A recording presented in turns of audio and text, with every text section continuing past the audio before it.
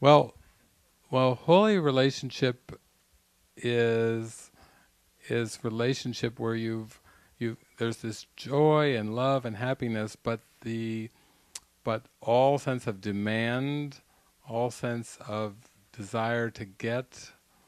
If you can imagine just erasing, it's that beautiful love, heart-centered connection that you feel, in romantic relationship, and then if you could just take like the eraser and erase some other aspects that seem to be like an overlay that gets the ego wants to draw on top, and that's where the getting mechanism is so strong. And then, like with our time traveler's wife, the getting mechanism also brings about this sense of expectation. When you want to get something from somebody, then you have an expectation. And we all know how unfulfilled expectations feel. There's a sense of emptiness. There's a sense of, no, wait a minute, that's why I got into the relationship, There's a bit of this, I'll meet your needs and you meet my needs thing. And the needs, if you go down underneath the needs, there are expectation. And if you go underneath the expectation, there's still that getting mechanism. And so that's why he says on some pathways you travel gaily along for a while, before the darkness enters in. When you start to look at the whole idea of relationships, holy relationship versus romantic relationship, you start to realize that once you start to get into the realm of holy relationship, it goes into a whole other dimension, in the sense that, for example, like when we talk about romantic relationships, you could even bring in the concept of like soulmates. That's very much in the realm of romantic relationship. And we could say vibrationally that would be more the tippy top of the realm of romantic. That would be more the ideal. It could seem in this world like it's so rare that people sometimes doubt the existence of such things, and then there are others that say, well, actually I have experienced that, so it would be there. Then you go up towards holy relationship, and that's when, if you go to the teacher's manual of A Course in Miracles, Jesus describes, he basically says that all relationships are the same. It's really like you're relating to yourself, but he throws out three metaphors, the casual encounters, the second level of teaching learning where two people come together for a fairly intense teaching learning situation and then appear to separate, and then the third level is lifelong relationships where you're given a lifelong partner for teaching and learning. Now, it would seem on the surface that the lifelong would probably fit over in the soulmate category until you read between the lines of what he's talking about.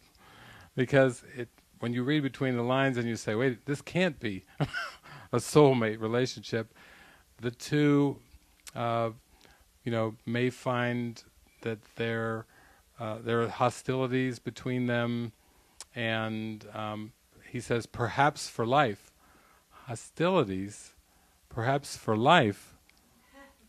Oh, that's not a romantic soulmate relationship. That's not in any of my books on soulmates. That's just not even there.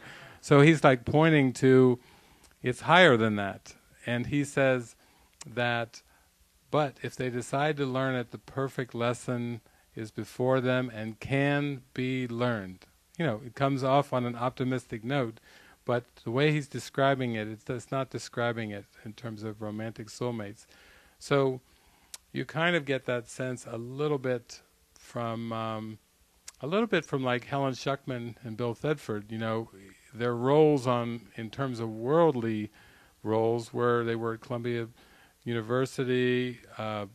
Bill hired Helen, so he was literally her boss of the research psychology department there, and she was already married to Louis, and so it wasn't the typical kind of, you wouldn't say that was soulmate kind of thing that way. And they did have a lot of difficulties. They had a lot of hostilities that were coming up. And it was starting back in the 50s, up until the period when Helen passed. You might say that they did have a lifelong relationship, at least during those years, and there was a lot of hostilities, and they did join together and were able to bring the Course and this great tool of awakening, even though they had personal and professional challenges and a lot of hostilities that came into their relationship. So in that sense, it's more on the lines of collaboration, like it's a very collaborative relationship that's aimed at a high purpose. And I've been talking about that lately in terms of it being undefined, it being guided, and it being collaborative. Those are three words that I really use as describing holy relationship. And in that sense, it's different from romantic, because it's so much dedicated to this higher purpose. But we all know the feeling of collaboration. It feels wonderful when you feel like you're working together and you're collaborating, and I would say the more pure that becomes, the more you're doing it for the Holy Spirit, and there's no egoic goals creeping into that. You feel an intense joy. In fact, I really feel like my whole life has turned into kind of one giant collaboration, where I'm collaborating with course teachers, course students. When I go off to other cultures, like when I went down to Australia, they said, I was staying at this woman's house in Sydney, Frances, and after I stayed with her for about several days, she said, "Well, would you like to meet my guru?"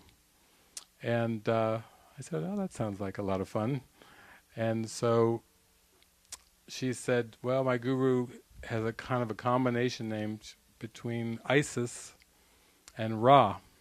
Her name is Isai-Ra. It's kind of Isis and Ra." I said, "Very good." But she said, "Well, she's got a very, very full schedule, and I can see you're seeing all these people. You've got a very full schedule here at my house. You got people coming and going all the time." So she said, "We'll just try to arrange something." And sure enough, she finally came to me one day and she said, "Can you go now?" And I said, "Yes." She said, "Okay." She's got an opening too. We went there, and I went to visit her, and she had come from the Aboriginal tradition, had long blonde hair, and was known as the Laughing Saint. One time I think she laughed for a period of like 2 weeks consecutively without stopping, and had come through the Buddhist tradition. So we went there, and it was just presence, just beautiful divine presence, just lots of joy and laughter, and it was just like meeting yourself in the happiest sense possible. And we were there for a while, and then I told her, "Well, I'm actually doing an Easter retreat at a Buddhist monastery, a Buddhist retreat center." So I said, "On Easter, would you come to the retreat center with me? And I won't tell anybody, I'll just tell them it's a surprise." And so they were with me a whole week. It came to be Easter morning, and here comes with the full entourage.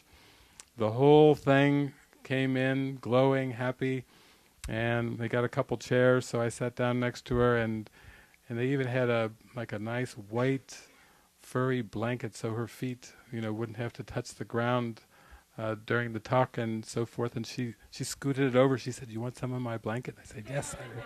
So we both put our little feet on the blanket, and it was fun, because I said, "This will be great. It'll be symbolic. We have the symbol of the male, the female.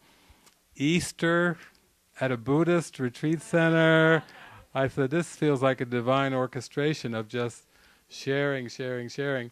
And we just had a ball. Actually, I think we've got the CDs of that. It's called Blue Mountains Retreat down there. We probably even have a copy of it at the end with us there.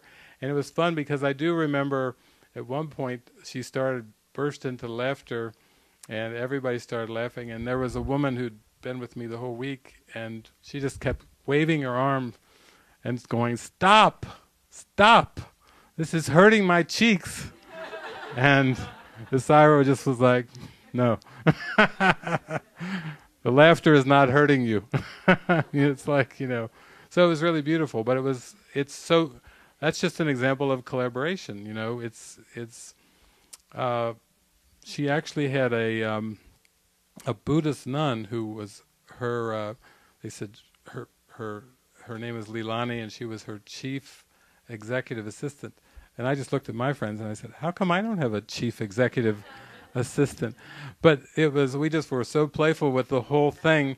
And then finally, Leilani just came up to me and she just said, oh, this was so great. She said, you don't know how healing this is, that we need more of this. We need more teachers coming together side by side and letting the message come through. I let it come through more in Course in Miracles vernacular that I was working with the people with, and she let it come through more in Buddhist terms.